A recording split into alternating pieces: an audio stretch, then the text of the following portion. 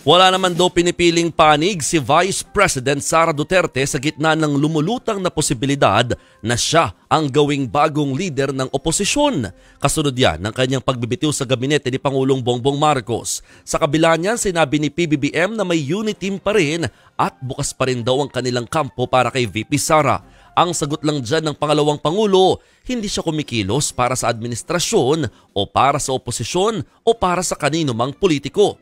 Bago magbitiw sa gabinete, matatanda ang sinabi ni VP Sara na hindi na sila kandidato ngayon kaya wala nang unit team na binulang daw noong 2022 elections. Ilang araw naman matapos niyan, inanunsyo na nga ng bise na tatakbo bilang senador sa 2025 ang kanyang amang si dating Pangulong Rodrigo Duterte at dalawang kapatid na sina Davao City 1st District Representative Paolo Duterte at Davao City Mayor Baste Duterte. Binigyang diin ni VP Sara na wala na nga itong atrasan. Sa ngayon, pagtutuunan daw muna ng pansin ni VP Sara ang transition para sa magiging bagong Education Secretary. Sa July 19, ang huling araw ng bise sa kagawaran, may inanunsyo rin si VP Sara tungkol sa proposed budget ng kanyang opisina sa susunod na taon.